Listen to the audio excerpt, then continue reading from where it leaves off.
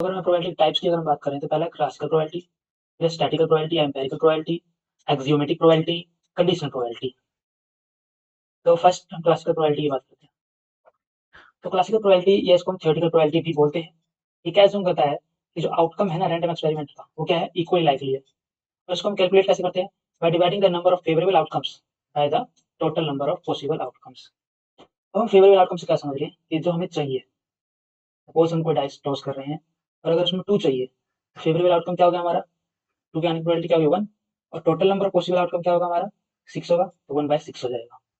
ठीक है। अब सब क्वेश्चन देखते हैं। What is the probability of drawing an ace, इक्का आने की क्या प्रोबेबिलिटी होगी।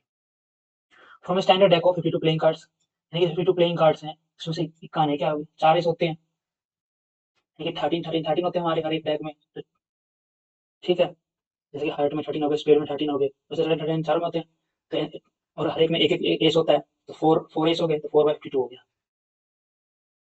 स्टैटिस्टिकल या एम्पिरिकल प्रोबेबिलिटी, स्टैटिस्टिकल और एम्पिरिकल प्रोबेबिलिटी कहते हैं एक्चुअल ऑब्जर्वेशन और experiment rather than theoretical reason, यानी कि हमने कितनी बार इवेंट हुआ है हमारा, यानी कितनी, और उसको हम कह देते हैं कितनी बार हमने कॉइन को टॉस किया है, इस तरह से। मतलब कि जो फेवरेबल इवेंट है हमारा, तो हमने कॉइन को टॉस किया तो टोटल नंबर ऑफ ट्रायल्स में हो जाएगा। नंबर ऑफ हेड्स की अगर बात करें कितनी बार आया है, तो वो number of times of events में हो जाएगा। ठीक है। इसका क्वेश्चन देख लेते हैं इसको बैटर्न समझने के लिए। सपोज 100 पीपल हैं, ठीक है।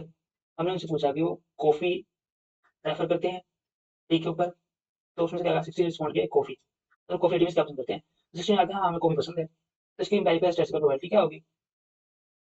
तो भाई ऊपर तुम्हारा हो गया कि हमारा फेवरेबल जो इवेंट है वो 60, और बाद में टोटल कितने कितने लोगों से मतलब हमने पूछा, तो 60 बाय में 100, 0.6। अगर मैं एक्सियोमेटिक प्रोबेबिलिटी की अगर मैं बात करूँ, एक्सियोमेटिक प्रोबेबिलिटी क्या होता है, based on set of mathematical rules और एक्सियोम्स, यानी कुछ रूल्स होते हैं, एक्सियोम्स मतलब होता है रूल्स। और ये किसने दिए थे रूल्स, ये थे एंड्री कोलमोगोरोव ने, यानी कि जो सेट ऑफ मैथमेटिकल रूल्स है ना, उसके बेस पे है ये प्रोबेबिलिटी, इसलिए इसका नाम भी एक्सियोमेटिक प्रोबेबिलिटी बोलते हैं। और ये एंड्री कोलमोगोरोव ने दिया था।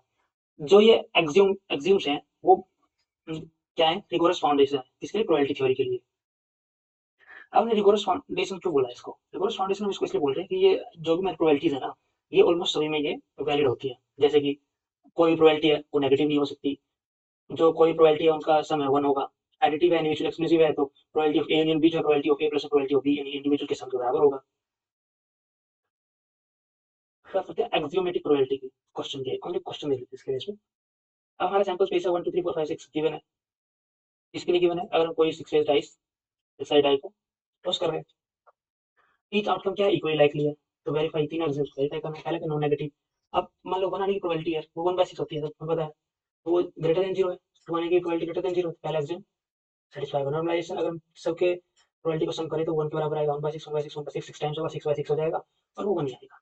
तब कहते हैं एडिटिव की, अगर हमारे पास बात करें दो म्यूचुअल एक्सक्लूसिव इवेंट है, एक में 1 2 है, एक में 3 4 है आने की प्रोबेबिलिटी, ठीक है।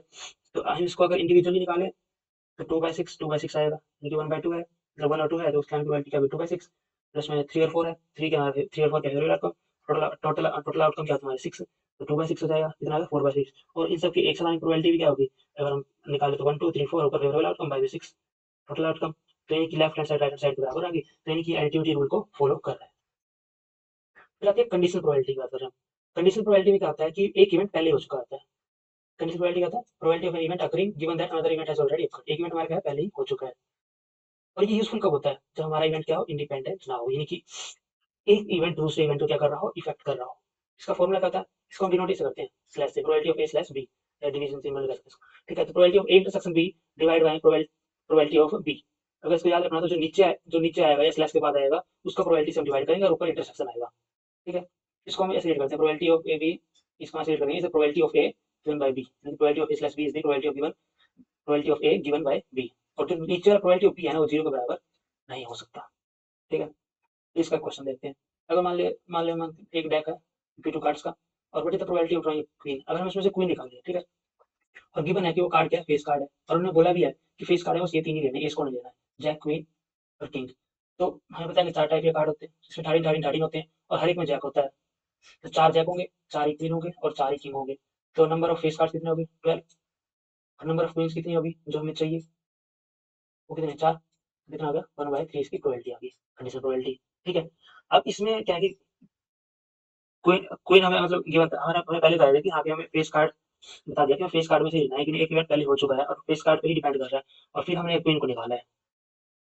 ठीक है, ओके, ये कुछ प्रैक्टिस क्वेश्चन है। Thank you.